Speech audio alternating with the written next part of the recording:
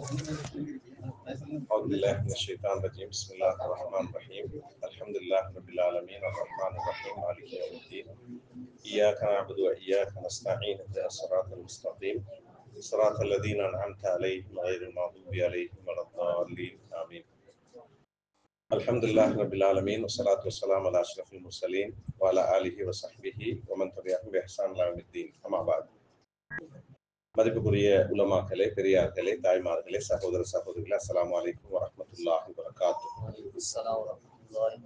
அல்லாஹு தாலாவுடைய அருளின் காரணமாக அல்லாஹு தாலா ஒரு முக்கியமான மஜ்லிஸ்ல கலந்து கொள்ளக்கூடிய பாக்கியத்தை எங்களுக்கு எல்லாருக்கும் தந்திக்கிறான். அதுக்காக அல்லாஹு தாலாவுக்கு நன்றி செலுத்த கடமைப்பட்டிருக்கிறோம். அல்ஹம்துலில்லாஹ். அல்லாஹு தாலா குர்ஆனில் குறிப்பிடுகின்றான், வமா ஹலக்துல் ஜின்ன வல் இன்ஸ இல்லா லியஅபுதூன். மனித இனத்தையும் ஜின்னினத்தையும் என்னை வணங்குவதற்காகவே அன்றி நான் படைக்கவில்லை என்று அல்லாஹ் தாலா குறிப்பிடுகின்றான். எனவே மனிதனை படைச்சிக்கிற நோக்கம் அல்லாஹ் தாலா வணங்குறது, இபாதத் செய்யறது. எப்படி முழு வாழ்க்கையையும் வணக்கமாக இபாதத்தாக மாற்றுவது என்று பெருமானார் முஹம்மது ஸல்லல்லாஹு அலைஹி வஸல்லம் அவர்கள் குறிப்பிடும் போது, இன்னமல் அமாலு பின்னியாத், நிச்சயமாக செயல்கள் அனைத்தும் எண்ணங்களை பொறுத்தது, நியத்தை பொறுத்தது என்று குறிப்பிட்டார்கள். அந்த வகையில எங்களுடைய இந்த மஜ்லிஸ் ஒரு இபாதத்தாக மாற வேண்டும் என்றால் எங்களுடைய நியத்துகள் முக்கியமானது. அந்த நியத்தோட நான் வந்திப்போம். திரும்பவும் எங்கள் நியத்துகளை புதுப்பிச்சுக் கொள்வோம். நாங்கள் எல்லாரும் இந்த இடத்துல ஒன்று கூடியிருப்பது அல்லாஹு தாலாவுக்காக வேண்டி. இந்த மஜ்லிஸ் ஒரு இபாதத்தாக மாற வேண்டும். இந்த இடத்துல கழிக்கிற ஒவ்வொரு நிமிஷத்துக்கும் அல்லாஹு தாலா எங்களுக்கு பூரணமான கூலியை தர வேண்டும் என்ற அந்த நியத்தோட இந்த நிகழ்ச்சியில கலந்து கொள்வோம். அல்லாஹு தாலா பரக்கத்தான நிகழ்ச்சி ஆக்கி வைப்பான் இன்ஷா அல்லாஹ். மீசான்ல பாரமான நேரமா இந்த நேரத்தை ஆக்கி வைப்பான் இன்ஷா அல்லாஹ். மதிப்புக்குரிய பெரியார்களே, தாய்மார்களே, சகோதர சகோதரிகளே, அல்லாஹு தாலா எங்களை படைச்சி எங்களுக்கு அழகான உடம்பை தந்து, பூரணமான அறிவை தந்து, ஆன்மா என்ற அந்த ரூஹை தந்து, அல்லாஹு தாலா எங்கள்கிட்ட 3 முக்கியமான விடயங்களை பொறுப்பு தந்திருக்கிறார். எங்களோட ஈமான், இபாதத், முஆமலாத், இந்த 3 முக்கியமான கடமைகள் எங்களுக்கு இருக்குது. எனவே ஈமான் எங்களுக்கு தெரிஞ்ச விஷயம், அதே மாதிரி இபாதத்தும் பொதுவா பேசப்படுற விடயம், தெரிஞ்ச விடயம். முஆமலாத் என்ற பகுதி தான் நாங்க இப்ப பேசுற இந்த பகுதி. முஆமலாத்தோடு தொடர்பான அல்லது அடுத்த மனிதர்களோடு உள்ள உறவோடு சம்பந்தப்பட்ட, கொடுக்கல் வாங்கல்களோடு சம்பந்தப்பட்ட விடயம் தான் நாங்க இந்த இடத்துல இப்ப பேச போறது. இந்த எல்லா விடயத்திலையும் ஆக முக்கியமான விஷயம் என்னன்னா, ஒரு முஸ்லீம் அவனுடைய ஈமான், இபாதத் எல்லாமே ஏற்றுக்கொள்ளப்படுறதுக்கு ஹராம் ஹலால் என்ற ஒரு முக்கியமான விஷயத்தை இஸ்லாம் வச்சிருக்குது. எனவேதான் நாங்க சாப்பிடுற நேரம் ஹலாலானதை தேடுறோம், குடிக்கிற நேரம் ஹலாலானதை தேடுறோம். ஏன்னா எங்க உடல் தேவை. எனவே உடல் தேவை, பசிச்சா சாப்பிடணும், ஹலாலானதை சாப்பிடுறோம். தாகம் வந்தா குடிக்கிறோம், ஹலாலானதை குடிக்கிறோம். இதே மாதிரி மனுஷன் உடல் தேவைகள்ல மிக முக்கியமான இன்னொரு தேவைதான் அந்த திருமணம் என்ற விடயம். எனவே அல்லாஹ் தாலா மனித உடல் தேவைகள்ல மிக முக்கியமான ஒன்று, ஆணையும் பெண்ணையும் சேர்த்து வைக்கிற அந்த முக்கியமான விஷயத்தையும் ஹலாலாக செய்யணும்ன்றதுக்காக அல்லாஹ் தாலா நிக்காஹ் என்ற ஒரு விடயத்தை எங்களுக்கு தந்திக்கிறார். எனவே ஒரு ஆணையும் ஒரு பெண்ணையும் சேர்த்து வைக்கிற இந்த ஹலாலான மஜ்லிஸ்ல, நிக்காஹ் மஜ்லிஸ்ல தான் நாங்க எல்லாரும் அமர்ந்திருக்கிறோம். நாங்க எல்லாரும் அதற்கு சாட்சியாளர்களாகிறோம். இதுதான் இங்க நாங்க செய்யற மிகப்பெரிய ஒரு இபாதத். எனவே அடிப்படையில அல்லாஹ் தாலா மனித உடல் தேவைய ஹலாலான வழிமுறைகள்ல நிறைவேற்ற அடிப்படையில ஹலாலான வழிமுறைகள்ல ஒன்றாகத்தான் அல்லாஹ் தாலா நிக்காஹ வச்சிருக்கிறான், ஒரு ஆணையும் பெண்ணையும் சேர்த்து வைக்கிறது. எனவே இந்த சேர்த்து வைக்கிற விடயத்துல முதல் சோடி எங்களுக்கு எல்லாருக்கும் தெரியும், ஆதம் அலைஹிஸ்ஸலாம், ஹவ்வா அலைஹிஸ்ஸலாம். அந்த ஆதம் அலைஹிஸ்ஸலாத்துக்கும் ஹவ்வா அலைஹிஸ்ஸலாத்துக்கும் உம்மா அப்பா இல்லை. எனவே அந்த உம்மா அப்பாட பொறுப்பை அல்லாஹ் தாலா தான் அந்த இடத்துல நின்று செஞ்சு வச்சான். எனவேதான் சொல்லுவாங்க என்னன்னா, முதலாவது சோடித திருமணம் அல்லது அவங்களோட வாழ்க்கை ஆரம்பிச்ச இடம் சுவர்க்கம், எங்களுக்கு எல்லாருக்கும் தெரியும். எனவே ஒரு புதிய சோடிட வாழ்க்கை ஆரம்பிக்கிற இடம் எப்படியான ஒரு சூழலாக இருக்கணும்ன்றது சம்பந்தமா ப்ரீமேரேஜ் கவுன்சிலிங்ல அதை பேசுவாங்க. அல்லாஹ் தாலாவே சொர்க்கத்துல வச்சுதான் புதிய ஜோடிட அந்த முதலாவது சோடிட வாழ்க்கையை ஆரம்பிச்சு வச்சான். எனவே முதலாவது அந்த திருமண வாழ்க்கையிட ஆரம்பம் எப்படியான அழகான ஒரு சூழல்ல அந்த சோடிட வாழ்க்கை ஆரம்பிக்கணும்ன்றதுக்கு நல்ல ஒரு உதாரணமாகத்தான் இந்த உதாரணத்தை ப்ரீமேரேஜ் கவுன்சிலிங்கோட சம்பந்தப்பட்ட அந்த மனிதர்கள் செல்லுவாங்க, அந்த உலமாக்கள் செல்லுவாங்க. அதே மாதிரி இன்னொரு முக்கியமான விஷயம் என்னன்னா, திருமணம் என்பது லீடர்ஷிப்ல ஒரு முக்கியமான ஒரு விஷயம். அல்லாஹ் தாலா மனுஷனை படைச்சிக்கிற நோக்கம் ஹலீஃபா. அல்லாஹ்வோட பிரதிநிதியா அல்லாஹ் தாலா மனுஷனை படைச்சிக்கிறான். எனவே உலகத்துல லீடர்ஷிப்பை கொடுக்க வேண்டிய அந்த மனிதனாக அல்லாஹ் தாலா எங்களை தெரிவு செஞ்சிருக்கிறான். இந்த லீடர்ஷிப்ல ஆக பேசிக் குவாலிஃபிகேஷன் திருமணம். ஏன்னா திருமணத்துக்கு முந்தி உம்மா வாப்பல தங்கி வாழ்ற ஒரு ஆண் பிள்ளையாகவும் உம்மா வாப்பல தங்கி வாழ்ற ஒரு பெண் பிள்ளையாகவும் தான் இந்த ரெண்டு பேரும் இந்திப்பாங்க. எனவே அல்லாஹ் தாலா திருமணத்தின் மூலம் இந்த ரெண்டு பேரையும் குடும்ப தலைவன் குடும்ப தலைவி என்ற லீடர்ஷிப்புக்கு அல்லாஹ் தாலா கொண்டு வைக்கிறார். எனவே இந்த இடத்துல ரப்புல் பைத் ரப்பத்துல் பைத் என்று அரபுல சொல்லுவாங்க. குடும்ப வீட்டு தலைவன் வீட்டு தலைவி என்ற அந்த லீடர்ஷிப் பொறுப்பு கணவனுக்கு மனைவிக்கும் வருகிறது. எனவேதான் மனிதர்களை பொறுத்த வரையில அவங்க லீடர்ஷிப்பை கொடுக்க வேண்டிய ஆட்கள். எனவே பேசிக் லீடர்ஷிப் குவாலிஃபிகேஷனா அல்லாஹ் தாலா திருமணத்தை வச்சிருக்கிறான். எனவே திருமணத்தின் மிக முக்கியமான ஒரு அடிப்படை லீடரை உருவாக்குறது. எனவே அது ஆணாக இருக்கலாம், பெண்ணாக இருக்கலாம், குடும்ப லீடர்ஷிப் ஆக முக்கியமானது. எனவே இந்த குடும்ப லீடர்ஷிப்ல அல்லாஹ் தாலா அதுல வெற்றி பெற ஆக்களைத்தான் வேண்டிய இடத்துல லீடர்ஷிப்பை கொடுக்கறதுக்கு தகுதியானவர்கள் அல்லாஹ் தாலா மாத்துறான். எனவே மிகப்பெரிய ஒரு பொறுப்பாகத்தான் இந்த திருமணமும் காணப்படுகின்றது. எனவேதான் மதிப்புக்குரிய பெரியார்களே, தாய்மார்களே, சகோதர சகோதரிகளே, இந்த பின்னணியோட தான் நான் இப்ப இந்த திருமணம் சம்பந்தமான விடயங்கள்ல சில முக்கியமான விடயங்களை மட்டும் ஞாபகப்படுத்துறேன். இந்த திருமணம் சம்பந்தமா உண்மையிலே ரசூலுல்லாஹி ஸல்லல்லாஹு அலைஹி வஸல்லம் சொன்ன ஹதீஸ்ல அவனோட சம்பவங்கள்ல நிறைய விடயங்கள் இருக்கிற.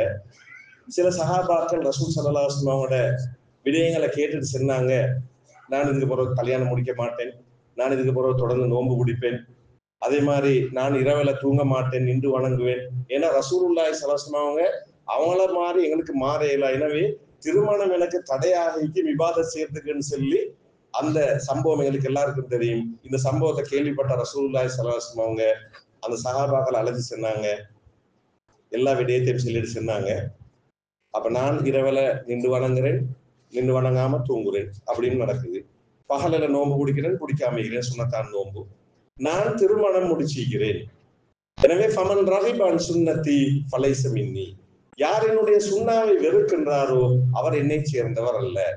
எனவேதான் நிக்காஹ் மின் சுன்னத்தி ஃபமன் ரகிபான் சுன்னத்தி ஃபலைஸ மின்னி. நிக்காஹ் என்பது என்னுடைய சுன்னா, என்னுடைய வழிமுறை. யார் அதை வெறுக்கிறாரோ அவர் என்னை சேர்ந்தவர் அல்ல. எனவேதான் நிக்காஹ் வலியுறுத்தப்பட்ட ஒரு சுன்னா. எனவேதான் வலியுறுத்தப்பட்ட ஒரு சுன்னா. அப்ப ஒரு ஆள் பசி இல்லைன்னு சொல்றாருன்னா, எனக்கு பசி வாரல்ல, சாப்பாடு தேவையில்லைன்னு சொல்றாருன்னா அவர் போய் சொல்றாரு. அல்லது அவருக்கு ஒரு நோய் உண்டிக்குது, மறந்து செய்யணும். எனக்கு தாகம் வருவதில்லைன்னு ஒருத்தர் செல்றாருண்டா அவர் போய் செல்றார், அல்லது அவருக்கு நோய் உண்டிக்குது. எனக்கு திருமணம் தேவையில்லைன்னு சொல்லி ஒரு ஆள் செல்றாருண்டா அவரும் போய் செல்றார், அல்லது அவருக்கு ஒரு நோய் உண்டிக்குது, ட்ரீட்மெண்ட் செய்யணும். இதுதான் அடிப்படையான விஷயம். எனவே திருமணம் என்பது மனித இயல்பு தேவை, அது சுன்னா. எனவே வலியுறுத்தப்பட்ட சுன்னா. எனவே அதை வெறுக்கிறது, அதை செய்யாமிக்கிறதும் அதை ரசஸ்மாவங்க கமன் ராகிபான் சுன்னத்தி ஃபலைசமின் என்னை சேர்ந்தவன் இல்லைன்னு சொல்லிட்டாங்க. எனவேதான் மிக முக்கியமான வலியுறுத்தப்பட்ட சுன்னா. இப்ப நாங்க விளங்க வேண்டிய அடுத்த முக்கியமான விஷயம் என்ன தெரியுமா? சுன்னத்தை ஹயாத் ஆக்குறதுக்கு மிகப்பெரிய விஷயங்கள் எல்லாம் செய்யறோம். எத்தனையோ லட்சம் கோடிகளை செலவழிக்கிறோம், அதுக்கு எத்தனையோ ஃபங்க்ஷனையும் செய்யறோம். ஆனா திருமணத்துக்கு புறவுள்ள அவ்வளவு ஃபர்ல்ன்றத நாங்க மறந்திக்கிறோம்.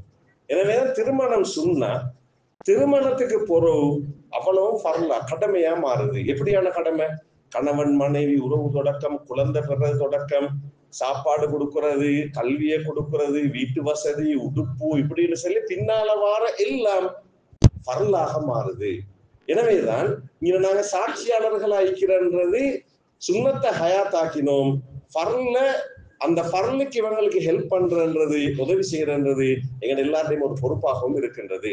எனவேதான் மதிப்புக்குரியவர்களே, இந்த விடயம் தான் ஆக முக்கியமா சுன்னத்தை ஹயாத்தாக்குறதுல நாங்க எல்லாரும் மிக கவனம் வைக்கிறோம். ஆனா அதுக்கு பின்னால் அந்த ஃபர்லான விடயங்கள் எப்படி நடக்குது, ஏன்னா அவங்களுக்கு கட்டாயம் நாங்க கைட் பண்ண வேண்டிய தேவை ஒன்றிக்குது. இது ஒரு விஷயம். அதே மாதிரி குர்ஆன்ல நீங்க பார்க்கலும் திருமணம் சம்பந்தமா வர வசனம் அல்லாஹு தாலா வித்தியாசமான ஒரு வடிவத்தில் அதை விளங்கப்படுத்துறாருன்னா வமின் ஆயாத்தி அன் ஹலக்கலக்கும் மின் அன்ஃபுசிக்கும் அஸ்வாஜன் லித்தஸ்குனு இலையா வஜால பைனக்கும் மவத்தத்தம் வ ரஹ்மா இன்ன ஃபீ ذلك லஆயாத்தி லிகௌமி யதஃபக்கரூன். அல்லாஹு தாலாவுடைய அத்தாட்சிகள்ல உள்ள விஷயம் உங்களிலிருந்தே உங்களுடைய சோடியை படைத்திருப்பது. இது அல்லாஹ்வுடைய அத்தாட்சி. ஏனென்றால் லித்தஸ்குனு இலைஹா, நீங்கள் சக்கீனத் பெறுவதற்காக வேண்டி. அப்படிங்கிற சக்கீனத் லித்தஸ்குனு இலைஹா, அமைதி, நிம்மதி, சக்கீனத். இந்த அமைதி, நிம்மதி, சக்கீனத் கிடைக்கணும்டா திருமண வாழ்க்கையில தான் அல்லாஹ் தஆலா வச்சிக்கிறான்னு சொல்லி இந்த வசனம் மிக தெளிவா பேசுது. ஏன்னா பின்னால அது எப்படி விளங்கப்படுத்துன்னா வஜால பைனக்கும் மவத்தத்தம் வ ரஹ்மா. இந்த சக்கீனத்தை அடைஞ்சு கொள்ளணும்டா அன்பு, பாசம், இரக்கம், கருணை, நான் செல்வோமே அந்த இரக்கத்தோடு சம்பந்தப்பட்ட எல்லா சொல்லையும் போட்டாலும் அதுக்கு ஈடாகாது. எனவேதான் அன்பின் மீது, இரக்கத்தின் மீது, பாசத்தின் மீது கட்டி எழுப்பப்படுகின்ற குடும்ப வாழ்க்கையில தான் அல்லாஹ் தாலா இந்த நிம்மதிய, சந்தோஷத்தை, அமைதியை வச்சிருக்கிறான். எனவேதான் மதிப்புக்குரியவர்களே, அதுக்கு மாத்தமாக அடக்குமுறை, கொடுமை அல்லது சட்டம் இப்படின்னு சொல்லி நான் கடுமையாக்கிற நேரம் அங்க அந்த நிம்மதிய, சந்தோஷத்தை எதிர்பார்க்கலாம், அந்த அமைதியை எதிர்பார்க்கலாம். எனவே திருமண வாழ்க்கை அமைதிக்குரிய, நிம்மதிக்குரிய, சந்தோஷத்துக்குரிய வாழ்க்கையா மாறணும்டா அந்த கணவன் மனைவி 2 பேருக்கு இடையிலே அன்பு, பாசம், இரக்கத்தின் மீது கட்டி எழுப்பப்படுகின்ற அந்த திருமணத்துலதான் இது இருக்கிறத அந்த வசனம் எங்களுக்கு தெளிவா விளங்கப்படுத்துது. எனவேதான் மதிப்புக்குரியவர்கள் அதே மாதிரிதான் இன்னும் பல வசனங்கள் எங்களுக்கு பல விடயங்களை செல்லுது. லிபாஸ் என்ற சொல்ல குர்ஆன் பாவிக்குது. திருமணம் என்ற விடயத்துக்கு லிபாஸ்னா நாங்க உடுத்திக்கிற உடுப்பு. அப்ப இந்த லிபாஸ் என்ற சொல்லுக்கு பல விளக்கங்கள் செல்லுவாங்க. குர்ஆன் எப்படி பாவிக்குதுண்டா ஹுன்ன லிபாசுல்லக்கும் வ அன்தும் லிபாசுல்லஹுன்ன, அவர்கள் உங்களுக்கு ஆடையாகவும் நீங்கள் அவர்களுக்கு ஆடையாகவும், அதாவது கணவன் மனைவிக்கு ஆடையாகவும் மனைவி கணவனுக்கு ஆடையாகவும் இருக்கின்றார்கள் என்ற சொல்ல தெளிவா பேசுது. அப்ப ஏன் இந்த உடுப்புன்ற சொல்ல குர்ஆன் பாவிக்கணும்? எனவேதான் இந்த அழகான ஒரு விஷயத்தை விளங்கப்படுத்துது. அதுல பல விளக்கம் இருந்தாலும் ஒரு 2-3 பாயிண்ட மட்டும் நான் ஞாபகப்படுத்துறேன். முதலாவது விஷயம், ஒரு மனுஷன் தாயிட வயிற்றுக்குள்ள இருக்கிற நேரம் தான் உடுப்பு இல்லாம இருக்கிறான். எப்ப தாயிட வயிற்றிலிருந்து பூமிக்கு வாரானோ, உலகத்துக்கு வாரானோ, அண்டையிலிருந்து தாய் தந்தை உடுப்பாட்டுறாங்க. அந்த புல்ல சுயமா உடுக்க பழகிற நேரம் அது சுயமா உடுத்து கொள்ளுது. கடைச மனுஷன் உடுக்கேலான்ற நிலைமை வாரது அவன் மரணம். அந்த டைம் கூட கஃனிட்டு தான் அடக்கம் செய்யணும்ன்றது எங்களுக்கு எல்லாருக்கும் தெரியும். எனவே மனுஷன் பூமிக்கு வந்ததிலிருந்து கபருக்கு போயிட்டு சேரும் வரைக்கும் அவன் உடம்போட ஒட்டி இருக்கின்ற, உடம்புலேருந்து பிரிக்க இயலாத ஒரு மிக முக்கியமான ஒரு அம்சமா உடுப்பு மாறிக்குது. இத போல கணவன் மனைவி உறவு என்பது மிக நெருக்கமான உறவாக, பிரிக்க முடியாத உறவாக இருக்க வேண்டும் என்பதைத்தான் இந்த உடுப்பு என்ற சொல்லின் மூலம், உடை என்ற ஆடை என்ற சொல்லின் மூலம் குர்ஆன் தெளிவா விளங்கப்படுத்துது. இது ஒரு விளக்கம். 2வது விளக்கம், நான் ஏண்ட உடுப்பை உடுத்திக்கிறேன் ஏண்ட மானத்தை பாதுகாக்கிறதுக்கு. நாங்க எல்லாரும் உடுப்படுத்திக்கிறோம் எங்கட மானத்தை பாதுகாக்க. எனவே கணவன் மனைவிக்கு ஆடையாகவும் மனைவி கணவனுக்கு ஆடையாகவும் இருத்தல் என்பது கணவன் மானத்தை பாதுகாப்பவளாக மனைவியும், மனைவியிட மானத்தை பாதுகாப்பவனாக கணவனும் இருக்க வேண்டும் என்பது இஸ்லாம் சொல்லுகின்ற இன்னொரு மிக முக்கியமான ஒரு விஷயம். எனவே 2 பேரும் மானத்தை பாதுகாக்கின்ற அந்த மனிதர்களாக உடுப்பை போலிக்கணும். 3வது விஷயம், உடுப்பு கவர்ச்சியை கொடுக்குது. ஒரு மனுஷனுக்கு கவர்ச்சியை கொடுக்குது உடுப்பு. எனவே கணவனுக்கு கவர்ச்சியாக உடை அணிதல், மனைவிக்கு கவர்ச்சியாக உடை அணிதல் என்ற 2 முக்கியமான விஷயங்கள் இருக்குது. எனவே எப்பவும் கணவன் மனைவிக்கு கவர்ச்சியாக உடை உடுத்தல், மனைவி கணவனுக்கு கவர்ச்சியாக ஆடை அணிதல் என்பது இதுல இன்னொரு முக்கியமான ஒரு விஷயம்.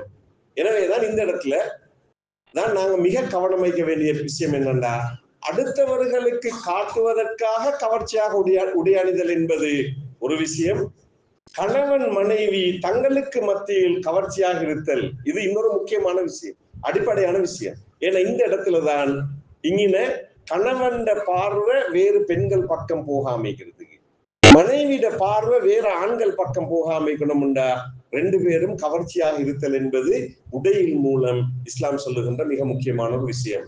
அதே மாதிரி இன்னொரு விஷயம் சொல்லுவாங்க, நான் விரும்பி உடுக்கிற உடுப்பு அதை நான் கொஞ்சம் ஊத்த வந்தாலும் அதை கிளீன் பண்ணுவேன். அப்ப எப்படி எல்லாம் கவனமா சுத்தம் செஞ்சு அதை பாதுகாத்து வைப்பேன். இது இன்னொரு முக்கியமான ஒரு பாயிண்ட் சொல்லுவாங்க. இப்படி பல விடயங்களை விளங்கப்படுத்திட்டு போவாங்க. ஏனிங்களுக்கு செல்றோம் உண்டா உன்ன லிபாசுல்லக்கும் அந்தும் லிபாசுல்லஹுன்ன. எனவே உடுப்புக்கு உதாரணமா சொல்லி நெருக்கமான உறவு, அதே மாதிரி அந்த மானத்தை பாதுகாத்தல், கவர்ச்சியாக இருத்தல். எனவேதான் இப்படியான விஷயத்தை எல்லாம் சொல்லித்தான் குர்ஆன் இந்த விஷயத்தை விளங்கப்படுத்துது. அதோட அப்படியே நீங்க போனங்கண்டா குர்ஆன்ல அர்ரிஜாலு கவ்வாமுன அலன் நிசா, அர்ரிஜாலு கவ்வாமுன அலன் நிசா, ஆண்கள் பெண்களின் நிர்வாகிகள் என்று இன்னொரு சொல்ல பாவிக்கும். எனவே இந்த இடத்துல ஆண் என்ற சொல் ரஜுல் என்ற சொல், ரிஜால் என்ற அந்த பன்மையில பாவிச்சிக்கிற அந்த அரபுல பாவிக்கிற ஒரு பிரயோகம் ரிஜால் என்றா நான் சொல்லுமே ஆம்பளைன்னு சொல்லி சொல்லுவோமே, இந்த பிரயோகம். உண்மையான ஆம்பளை யாருண்டா திருமண வாழ்க்கையில ரெண்டு குடும்பத்தையும் பேலன்ஸ் பண்றவன்.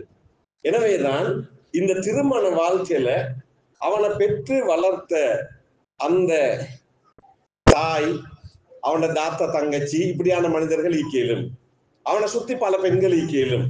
இதே மாதிரி அவன் திருமணம் முடிச்சு போற நேரம் மனைவியை சுத்தினும் அந்த குடும்பத்துல பல பெண்கள் ஈக்கேலும்.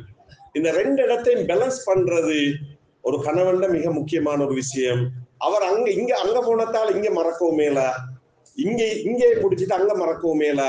எனவே பேலன்ஸ் பண்ற அந்த ஆண் தான் உண்மையான ஆண் என்று சொல்லி குர்ஆன் செல்லும். இதே மாதிரி ஹதீஸ்ல நீங்க போயிட்டு பார்த்தா தெரியும், கணவன் திருப்தி இல்லாம ஒரு மனைவி சுவனம் போகவும் மேலா, மனைவிட சர்டிபிகேட் இல்லாம ஒரு கணவன் சுவனம் போகவும் இல்ல. இங்க அல்லாஹ் தஆலா பேலன்ஸ் பண்ணி வச்சிருக்கிறார். எனவேதான் மனைவியை பொறுத்த வரையிலையும் ரெண்டு குடும்பத்தையும் பேலன்ஸ் பண்ற மிக முக்கியமான பொறுப்பு ஒன்று இருக்குது. எனவே இந்த இடத்திலையும் ஆணும் பெண்ணும், ஏன்னா ரெண்டு பேரும் ரெண்டு புதிய குடும்பங்களோட ஜாயிண்ட் ஆகுறாங்க. எனவே ரெண்டு இடத்தையும் பேலன்ஸ் பண்றன்றது ஏண்டா இஸ்லாமிய கண்ணோட்டத்துல அங்க மாமி மாமான்ற உறவு கூட தாய் தந்தையிட அந்தஸ்துலாம் இஸ்லாம் வச்சு பார்க்குது. எனவேதான் மதிப்புக்குரியவர்களே, இப்படியான கணவன் மனைவியாக இருத்தல் என்பதுதான் இங்க இஸ்லாம் எதிர்பார்க்கிற மிக முக்கியமான விஷயம். இதே மாதிரிதான் கடைசியா இன்னும் சில விடயங்களை ஞாபகப்படுத்துறேன். அதுல ஒரு ரசூலுல்லாஹி ஸல்லல்லாஹு சில உதாரணங்கள் தான், ரெண்டு உதாரணம் மட்டும் ஞாபகப்படுத்துறேன். அதுல ஒன்று முக்கியமான விஷயம், முதல் திருமணத்தை ஞாபகப்படுத்தி பாருங்க. 40 வயது ஹதீஜா ரலியல்லாஹு தஆலா அன்ஹா, ரசூலுல்லாஹி ஸல்லல்லாஹு அலைஹி வஸல்லம் 25 வயசு. எனவே ஒரு வாலிபன் என்ற இடத்துல இருக்கிறாங்க ரசூலுல்லாஹி ஸல்லல்லாஹு அலைஹி வஸல்லம். கதீஜா ரலியல்லாஹு தஆலா அன்ஹா 2 திருமணங்கள் முடிச்சு 2 கணவன்மார் கீழே வாழ்ந்து அவங்க மௌத்தாகி குழந்தைகள் மீக்குது. எனவே 3வது திருமணமாகத்தான் ரசூலுல்லாஹி ஸல்லல்லாஹு அலைஹி வஸல்லம் திருமணம் நடக்குது. இப்ப 65 வயசு வரைக்கும் 25 வயசுல முடிச்ச ரசூல் ஸல்லல்லாஹு அலைஹி வஸல்லம் அவங்களுக்கு அவங்க இன்னொரு பெண்ணை திருமணம் முடிக்காத அளவுக்கு கணவனை மிகவும் கவர்ச்சியாக வச்சு கொண்டிருந்த ஒரு சாதனை பெண் தான் அந்த ஹதீஜா ரலியல்லாஹு தஆலா அன்ஹா. எனவே ஹதீஜா ரலியல்லாஹு தஆலா அன்ஹாட வஃபாத்துக்கு பின்னர் தான் ரசூலுல்லாஹி ஸல்லல்லாஹு அலைஹி வஸல்லம் அவங்க அடுத்த திருமணம் முடிக்கிறாங்க. அது எத்தனை வயசுல? கிட்டத்தட்ட 53, 54 வயசு. ஆயிஷா ரலியல்லாஹு தஆலா அன்ஹா. அப்ப ஆயிஷா ரலியல்லாஹு தஆலா அன்ஹா முடிக்கிற நேரம் 54 வயசு, 53, 54 வயசு ஆகுது. ஆயிஷா ரலியல்லாஹு தஆலா அன்ஹாக்கு 9 அல்ல 10 வயசு ஆகுது. இப்ப பாருங்க, இங்க ஆக வயசாலி, இங்க இளம் பெண். இந்த இடத்துலயும் ரசூலுல்லாஹி ஸல்லல்லாஹு அலைஹி வஸல்லம் அவங்க எப்படி பேலன்ஸ் பண்ணினாங்க பாருங்க. தன்னுடைய இளம் மனைவிக்கு ஒரு இளம் கணவனாக மிக இன்ட்ரெஸ்டா வாழ்ந்து காட்டியவர்கள் தான் ரசூலுல்லாஹி ஸல்லல்லாஹு அலைஹி வஸல்லம் அவங்க. எனவேதான் எங்களுக்கு எல்லாருக்கும் தெரியும், ரசூலுல்லாஹி ஸல்லல்லாஹு அலைஹி வஸல்லம் அவங்க ஜாபிர் இப்னு அப்துல்லா ரலியல்லாஹு தஆலா அன்ஹுக்கு மேரேஜ் கவுன்சிலிங் செய்யற நேரம் நீண்ட ஹதீஸ், நீங்க அதை தபூக் யுத்தத்தை போயிட்டு வர நேரம் அந்த ஹதீஸ் அது சம்பந்தமான இதை பார்க்கலும் ரசூலுல்லாஹி ஸல்லல்லாஹு அலைஹி வஸல்லம் அவங்க கல்யாணம் முடிச்சிட்டான்னு கேட்டுட்டு பெரிய மேரேஜ் கவுன்சிலிங் ஒன்று கொடுக்குறாங்க ஜாபிர் இப்னு அப்துல்லா ரலியல்லாஹு தஆலா அன்ஹுக்கு. நீண்ட நேரமா பல மனுத்தியாளங்கள், அதுல அவங்க பல கேள்விகளை கேட்டு ஒரு விஷயத்த சொல்றாங்க, என்னண்டா நீ ஒரு கன்னி பெண்ணை முடிக்க தானே, துலாய்புகா வ துலாய்பு, நீ அவளோடு கொஞ்சி விளையாடுறதுக்கும் அவள் உன்னோடு கொஞ்சி விளையாடுறதுக்கும் நல்லா இந்திக்குமேன்னு சொல்லி சஹாபிக்கு எப்படி அந்த மேரேஜ் கவுன்சிலிங் கொடுக்குறாங்கன்னு பாருங்க. கொடுத்தது மட்டுமில்ல, ரசூலுல்லாஹி ஸல்லல்லாஹு அலைஹி வஸல்லம் அவங்க அதை செஞ்சியும் காட்டினாங்க. எனவேதான் ஆயிஷா ரலியல்லாஹு தஆலா அன்ஹா ஒரு 10 வயசுக்கும், ரசூலுல்லாஹி ஸல்லல்லாஹு அலைஹி வஸல்லம் எனக்கு ஒரு 54, 55 வயசு. அப்ப சொல்றாங்க, என்னண்டா ரேஸ் ஓடுவோமா பாருங்க, வைஃபோட எப்படி இன்ட்ரெஸ்டா லைஃபை கொண்டு போயிட்டு ரேஸ் ஓடுவோமா? ரெண்டு பேரும் ரேஸ் ஓடினா ஆயிஷா ரலியல்லாஹு தஆலா அன்ஹா வெண்டுட்டாங்க. ஏன்னா அவங்க மெலிஞ்சி இந்த ஸல்லல்லாஹு ஒரு ஸ்டாண்டர்ட் சைஸ், எனவே வெண்டுட்டாங்க. வெண்டா ரசூலுல்லாஹி ஸல்லல்லாஹு அலைஹி சொன்னாங்க என்ன தெரியுமா? இதுக்கு ரிட்டர்ன் நான் அடுத்த முறை தாரேன், அடுத்த முறை நான் வெண்டு காட்டுறேன், சவால் வைஃபோட. அப்ப என்னண்டா இதுக்கு போற வயசு போகுமா, வயசு நிக்குமா? இன்னும் வயசாலியா போறேன். இப்ப கொஞ்ச நாளைக்கு போறோம் சலவாசமா கேட்கிறாங்க, திரும்ப ரேஷன் ஓடுவோமா? இப்ப கிட்டத்தட்ட ஆயிஷா ரலியல்லாஹு தஆலா அன்ஹாக்கு ஒரு 15 வயசு கிட்ட வாயிட்டு, சலவாசமாவுக்கு 60 வயசு கிட்ட வாயிட்டு ஓடுவோம். ஆயிஷா ரலியல்லாஹு தஆலா அன்ஹா கொஞ்சம் கொடுத்துட்டாங்க. இப்ப ரெண்டு பேரும் ரேஸ் ஓடினா ரசூலுல்லாஹி ஸல்லல்லாஹு வெண்டாச்சு. வெண்டா சலவாசமா சொன்னாங்க தெரியுமா வைஃப்ட, நீங்க ஃபெஸ்ட்டுக்கு வெண்டங்களே, அது ரிட்டர்ன் தான் இது. சுப்ஹானல்லாஹ், எப்படி இன்ட்ரெஸ்டான லைஃப் ஒண்ணு கொண்டு போயிட்டு இருக்கிறாங்க, எவ்வளவு அழகான வாழ்க்கையோட கொண்டு போயிட்டு இருக்கிறாங்க. எனவேதான் மனைவி அப்ப பல ஹதீஸ்கள் அப்படியே தொகுத்தெடுத்தா ஆயிஷா ரலியல்லாஹு தஆலா அன்ஹா தான் கணவன் மனைவி சம்பந்தமா குடும்ப வாழ்க்கை சம்பந்தமா நிறைய ஹதீஸ்கள் அறிவிச்சிருக்கிற. ஒண்டா சாப்பிட்டது, ஒண்டா குடிச்சது, எந்த அளவுக்கு ஒண்டா குடிச்சேன்டா ஒரு கப்ல ஆயிஷா ரலியல்லாஹு தஆலா அன்ஹா ஏதாவது குடிச்சிட்டு வச்சிருந்தா அதுல பேலன்ஸ் இருந்துச்சுண்டா ரசூலுல்லாஹி ஸல்லல்லாஹு அலைஹி வஸல்லம் அவங்க அந்த கப் எடுத்து திருப்பி திருப்பி பார்ப்பாங்களா. பார்த்துட்டு எந்த இடத்துல வாயை வச்சு குடிச்சோ அதே இடத்துல வாயை வச்சு குடிச்சாங்க. இது ஆயிஷா ரலியல்லாஹு தஆலா அன்ஹா பெருமையா சொல்லி காட்டுவாங்க, சந்தோஷமா சொல்லி காட்டுவாங்க. ஒரே பாத்திரத்துல சாப்பிட்டு ஒரே பக்கெட்ல, அதாவது ஒரே தண்ணி பாத்திரத்துல உண்டா குளிச்ச சம்பவத்தை ஞாபகப்படுத்திக்கிறேன். இத மாதிரி ரசூலுல்லாஹி ஸல்லல்லாஹு அலைஹி வஸல்லம் அவங்களோட கடைசி வஃபாத் நேரம் கூட ரசூலுல்லாஹி ஸல்லல்லாஹு அலைஹி வஸல்லம் அவங்க மிஸ்வாக் செஞ்ச சம்பவம் எங்களுக்கு எல்லாருக்கும் தெரியும். ஆயிஷா ரலியல்லாஹு தஆலா அன்ஹா மிஸ்வாக் எடுத்து அவட வாயில போட்டு சொஃப்டாக்கி அதுக்கு பிறகுதான் கடைசி நேரத்துல கூட அந்த மிஸ்வாக் செஞ்சுட்ட சம்பவம் எங்களுக்கு எல்லாருக்கும் தெரியும். இந்த அளவு நெருக்கமான பாருங்க, ஆக இளம் மனைவி, மிகவும் வயது முதிர்ந்த கணவர். அப்ப இங்க என்னன்னா வயசு போகும், வயசாளி ஆகுவோம். எவ்வளவு வயசு போனாலும் நான் என்னுடைய மனைவிக்கு இளைஞனாக இருத்தல், எவ்வளவு வயசு போனாலும் நான் என்னுடைய கணவனுக்கு இளம் பெண்ணாக இருத்தல் என்பது மிக முக்கியமான ஒரு விஷயம். இதுதான் நான் ஏற்கனவே கடைசியா சொன்ன ஆடை என்ற விஷயம் எங்களுக்கு ஞாபகப்படுத்துது. வயசாளின்றதுக்காக எப்படி முடுக்கலும்ன்றது இல்ல, கணவனுக்கு கவர்ச்சியாக உடைய அணிதல். அது ஆம்பளை வயசாளி ஆயினாலும் சரி, பொம்பளை வயசாளி ஆனாலும் சரி. ஏன்னா இதுக்கு எங்கட நாட்டுல சொல்லுவாங்க என்னன்னா, பழைய காலத்துல, இப்ப மாஷாலான்னு மாறிட்டாங்க, பழைய காலத்துல சொல்லுவாங்க எப்படின்னா, ஒரு கல்யாணம் முடிக்க முந்தி பெண்கள் அப்படியே கவர்ச்சி காட்டுவாங்க, அழகா உடுப்பாங்க, கல்யாணம் முடிச்ச புதுசுக்கு உடுப்பாங்க. ஒரு குழந்தை கிடைச்சோன்னே பழைய உடுப்பண்டு உடுத்துட்டு வீட்டுல இருப்பாங்க. அது கணவன் இருந்தாலும் சரி, இல்லாட்டியும் சரி. இல்ல, கணவனுக்கு முன்னால் அழகாக இருத்தல். இதே மாதிரி மாப்பிள்ளை விடுற தவறா இன்னொரு பாசல சொல்றா, பிச்சைக்காரி கோலம் இன்னொரு மாதிரி சொன்னோம்டா. இப்ப இது ஒரு ஹவுஸ் கோட்டன் கொடுத்துட்டு அப்படி இருக்கிறேன்னு வைங்களே, இது பிள்ளை. கணவனுக்கு முன்னால கவர்ச்சியாக இருத்தல், இதே பிள்ளைய மாப்பிள்ளையும் செய்வார். என்ன செய்யற, அவர் வெளியில போற நேரம், தொழிலுக்கு போற நேரம் கவர்ச்சியா உடுத்து, மிக அழகா உடுத்து ஸ்மார்ட்டா போவாரு.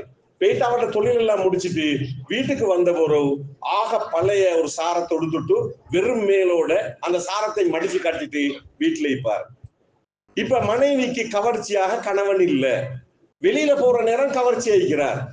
இப்ப என்ன நடக்கிற, இதுக்கு இன்னொரு பாசல சின்னமுண்டா, வெத்த கோலம். எனவே பிச்சைக்காரி கோலமும் வெத்த கோலமும் சேர்ந்துதான் குடும்பம் நடத்துதுண்டா, அந்த குடும்பம் எப்படி ஆகும்? எனவேதான் மதிப்புக்குரியவர்களே, இந்த இடத்துலதான் நாங்க இந்த குர்ஆன் வசனங்களை ரசூல் ஸல்லல்லாஹு அலைஹி வஸல்லம் சுன்னாவை பின்பற்றண்டா உண்மையிலே இந்த இடம் ஆக முக்கியமான ஒரு விஷயம். அத நான் ஏற்கனவே சொன்னேன், கல்யாணம் சுன்னத்து, பின்னால் உள்ள ஃபர்ல். அழகைக்கிறது, கவர்ச்சி ஐக்கிறது, இதெல்லாம் ஃபர்ல். கடைசி வரைக்கும் அந்த மனைவியோட சந்தோஷமாக, நெருக்கமாக, இளமையாக கடைசி வரைக்கும் அவங்களோட அந்த இன்ட்ரெஸ்ட வாழ்றன்றது ஃபர்லு, சுன்னத்தில்ல ஃபர்லு. எனவே பின்னால் எல்லாம் ஃபர்லாக மாறுகின்றது. எனவேதான் மதிப்புக்குரியவர்களே, அப்படியான ஒரு பொறுப்பை சுமந்தவர்களாகத்தான் நாங்கள் இந்த இடத்துல இருக்கிறோம். எனவே திருமண வாழ்க்கையில ஏற்கனவே சொன்ன மாதிரி லீடர்ஷிப், இந்த லீடர்ஷிப் பேசிக் லீடர்ஷிப் குவாலிஃபிகேஷன், இதுல யாரெல்லாம் தோக்குறாங்களோ அவங்க எங்கேக்குமே லீடர்ஷிப்பை கொடுக்கறதுக்கு தகுதி இல்லாதவர்கள். எனவே பேசிக் லீடர்ஷிப் குவாலிஃபிகேஷன் திருமணம். எனவேதான் மதிப்புக்குரியவர்கள் இங்கே இருந்துதான் உலகத்துல ஹிலாஃபத்துக்கான தலைவர் கூட இங்கே தான் ஆரம்பிக்கின்ற பேசிக்கான இடமா இருக்குது. எனவே மதிப்புக்குரிய அல்லாஹ் தஆலாவின் நல்லடியார்களே, பெரியார்களே, தாய்மார்களே, சகோதர சகோதரிகளே, இந்த இடத்துல கடைசா நான் முடிக்கிறேன். துவாக்களை ஞாபகப்படுத்தி. ஏன் இந்த துவாக்களை ஞாபகப்படுத்துறேன்டா, சில நேரம் நான் சில வயது முதிர்ந்த ஆக்கள்கிட்ட கேட்டிருக்கிறேன், துவா பாடமாண்டு சரியான கவலையான விஷயம் என்னன்னா, பேரப்புள்ளை மீக்குது, ஆனா அடிப்படையான ஒரு துவாவை தெரியாம இருக்கிற. எனவேதான் நீங்க கணவன் மனைவியை பொறுப்பெடுக்கிற நேரம் ஓதுற துவா இருக்குது, இவங்களோட நிக்காஹ் நடந்த பிறகு அவங்கள வாழ்த்துற துவா இருக்குது. எனவேதான் நாங்க பாரக்கல்லாஹு லக வ பாரக அலைக் வ ஜமா பைனகுமா ஃபீ கைர்னு சொல்லி அவங்களுக்காக துவா செய்வோம்.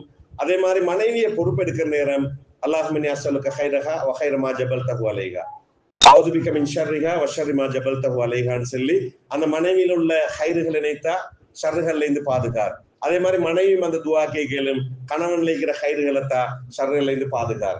இதே மாதிரிதான் கணவன் மனைவியாக வாழுகின்ற காலம் எல்லாம் லைஃப் டைம் பாடமாக்கி ஓத வேண்டிய இன்னொரு துவா தான். பாருங்க, எல்லாத்துக்கும் துவா இருக்குது. நாங்க தின்ற குடிக்கிற இந்த துவாக்களை தான் படிச்சுக்கிறோம். இந்த துவா கணவன் மனைவியாக வாழ்ற காலம் எல்லாம் பாடம் வைக்க வேண்டிய துவா, ரெண்டு பேரும் ஓத வேண்டிய துவா.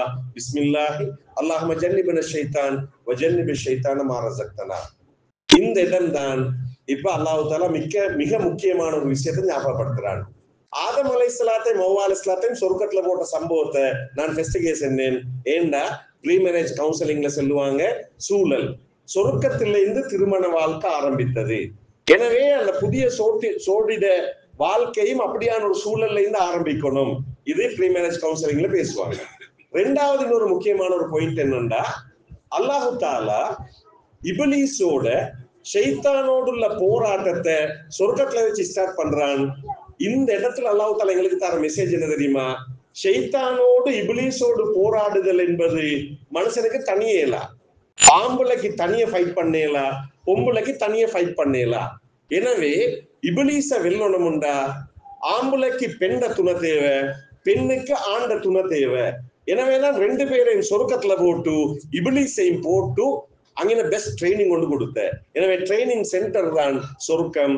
அந்த ட்ரைனிங்ல சின்ன ஒரு விஷயத்துல ரெண்டு பேரும் தோல்வி அடைஞ்சு அல்லாஹ் தஆலா போற பூமிக்கு அனுப்பின சம்பவம். இத தார மெசேஜ் என்னன்னா, சொர்க்கத்திலிருந்து ஒரு சோடிய வெளியே போட்டு ஓடையிலும்டா நீங்க வாழ போறது உலகம். எனவே அந்த சொர்க்கத்துக்கு குடும்பத்தோட வாரத்துக்கு நீங்க ரெண்டு பேரும் ஷைத்தானோட ஃபைட் பண்ண வேண்டியது. பாருங்க, ஜாதி மெசேஜ் உண்டு. எனவே திருமணம் நடக்கின்ற இந்த விஷயம் என்னன்னா, கணவனும் மனைவியும் சேர்ந்து இப்லீஸோடு ஷைத்தானோடு போராடி குடும்பத்தோடு அந்த சொர்க்கத்துக்கு போயிட்டு சேர்றதுக்கான அவங்களோட போராட்டத்தை ஆரம்பிக்கிற இடம் தான் அல்லாஹ் தஆலா ஆதம் அலைஹிஸ்ஸலாத்தை ஸ்டார்ட் பண்ணி வச்சு திருமண வாழ்க்கை என்ற நேரமும் இப்லீஸோடு ரெண்டு பேரும் குடும்பத்தை காப்பாத்துறதுக்கு போராட வேண்டியிருக்குது. இந்த போராட்டம் தான் உண்மையா இன்னொரு வடிவத்துல அந்த நிக்காஹ். எனவேதான் மதிப்புக்குரியவர்களே, இப்ப இந்த போராட்டத்துல அப்ப இப்லீஸோடு போராடி வென்று சொர்க்கத்துக்கு கூட்டி போறேன், சொர்க்கத்துக்கு குடும்பத்தோட போறதுக்கு ட்ரை பண்ற ரெண்டு பேரும். இந்த இடத்துலதான் நிக்காஹ்ல இந்த துவா. அப்ப இந்த துவா பிஸ்மில்லா அல்லாஹ்வோட பேரை கொண்டு ஆரம்பிக்கிறேன். அல்லாஹும்ம ஜன்னிபின ஷைத்தான், யா அல்லாஹ் எங்க ரெண்டு பேரையும் மட்டும் இந்த ஷைத்தானை தூரமாக்கு. வஜன்னிபி ஷைத்தான மா ரஸக்தனா, எங்களுக்கு தரப்போற குழந்தைகள் வாரிசுகள்ல இருந்து ஷைத்தானை தூரமாக்கு.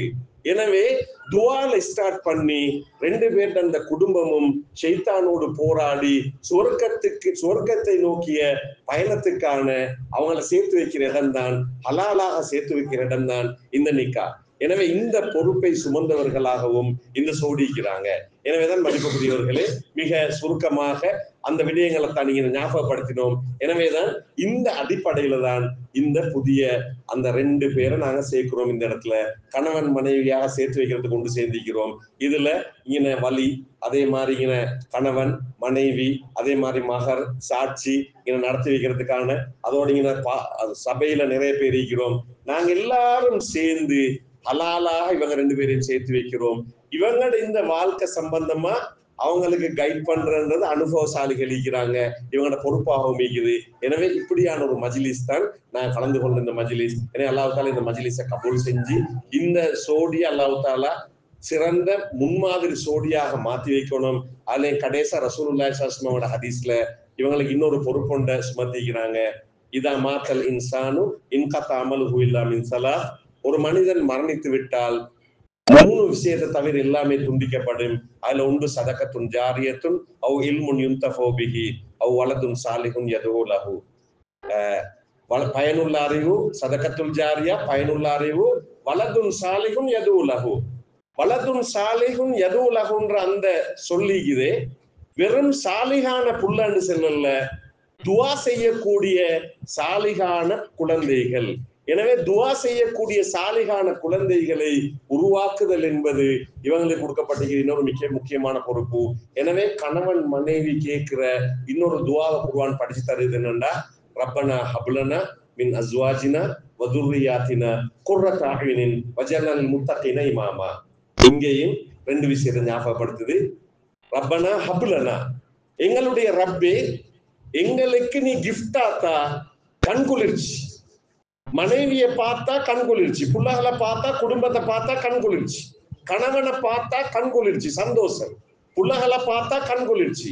எனவே சந்தோஷமான மகிழ்ச்சியான ஒரு குடும்பத்தை எங்களுக்கு தா, மனைவியத்தா, கணவனத்தா, புள்ளகளத்தா. இது முதலாவது விஷயம். ரப்பனா ஹப்லனா மின் அஸ்வாஜினா வதுர்ரியாத்தினா குர்ரத அயுனின் வஜஅல்னா லில் முத்தகீன இமாமா. இரண்டாவது பாய் சொல்லுது என்ன தெரியுமா? முத்தகீன்களோட தலைவர்களா எங்களை ஆக்கிவை. இது யாரு? கணவன் மனைவி கேட்கிற துவா. எனவே நான் ஃபர்ஸ்ட் சொன்ன லீடர்ஷிப்பை திரும்ப ஞாபகப்படுத்தி குர்ஆன் சொல்லுது, நான் லீடர் ஆயிக்கணும், நான் இமாம் ஆயிக்கணும். யாருக்கு இமாம்? முத்தகீன்கள் இமாம் ஆயிக்கணும். எனவே ஏண்ட குடும்பம் முத்தகீன்கள குடும்பம் ஆயிக்கணும், ஏண்ட சாலிகான முத்தகீன்களான பிள்ளைகள் ஆயிக்கணும். எனவே முத்தகீன்கள் என்ற குடும்பத்துக்கு லீடர்ஷிப் இணைத்தா. எனவே திருமணத்தின் மூலம் இந்த லீடர்ஷிப்பை கேட்கிற அழகான ஒரு துவா தான் இந்த துவா. எல்லாரும் நாங்க கேட்க வேண்டிய துவா. எனவேதான் மதிப்புக்குரியவர்களே, இந்த அடிப்படை தான் திருமணத்துல எங்களுக்கு ஞாபகப்படுத்துற அடிப்படை.